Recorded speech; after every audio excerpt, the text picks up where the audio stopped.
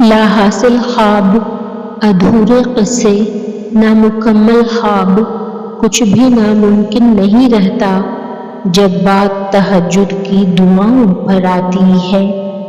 جس بات کی وجہ سے تم پریشان ہو، اللہ تعالیٰ اس کا انتظام پہلے ہی کر چکا ہے۔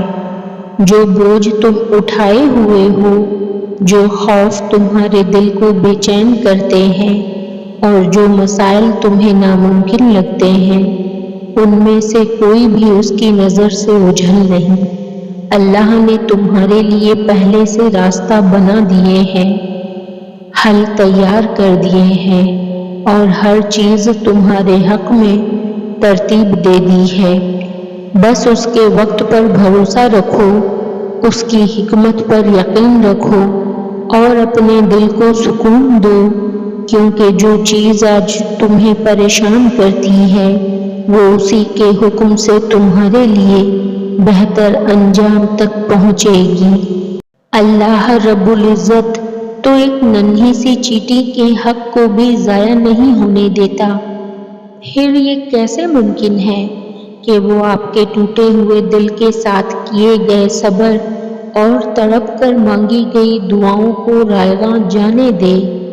یقین رکھیے وہ ہر آنسو، ہر آہ اور ہر اس خاموش دعا سے بخوبی واقف ہے جو لبوں تک نہیں آ سکی۔ وہ اپنے بندوں کو کبھی کم نہیں دیتا بلکہ پورا اور بہترین بدلہ عطا فرماتا ہے۔ بس اس کی عطا وقت اور حکمت کے مطابق ہوتی ہے۔ بے شک وہ جب چاہے کن فیکن سے بگڑی ہوئی تقدیر کو سنوار دیتا ہے۔ جہاں راستے بند ہو جاتے ہیں اور دل ہار ماننے لگتا ہے، وہیں سے اللہ کی رحمت کے دروازے کھلنا شروع کرتی ہے۔ تم بس اپنے یقین کو تھامے رکھو، باقی سب اس کے سپرد کر دو۔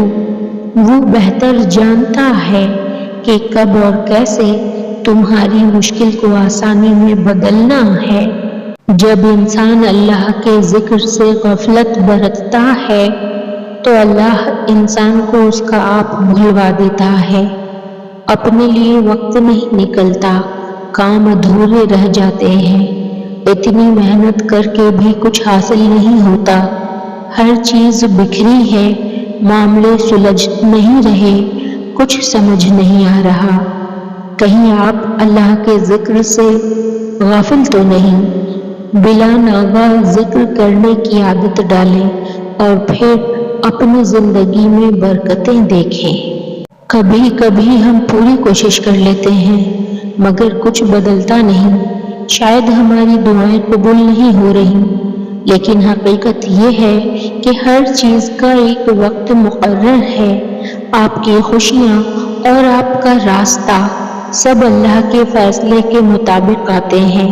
جو آپ کے لیے ہے وہ آپ تک پہنچ کر ہی رہے گا۔ آپ کی دعا رد نہیں ہوئی کیونکہ اللہ دعا رد نہیں کرتا۔ بس یقین رکھو اللہ بہترین وقت پر بہترین عطا کرتا ہے۔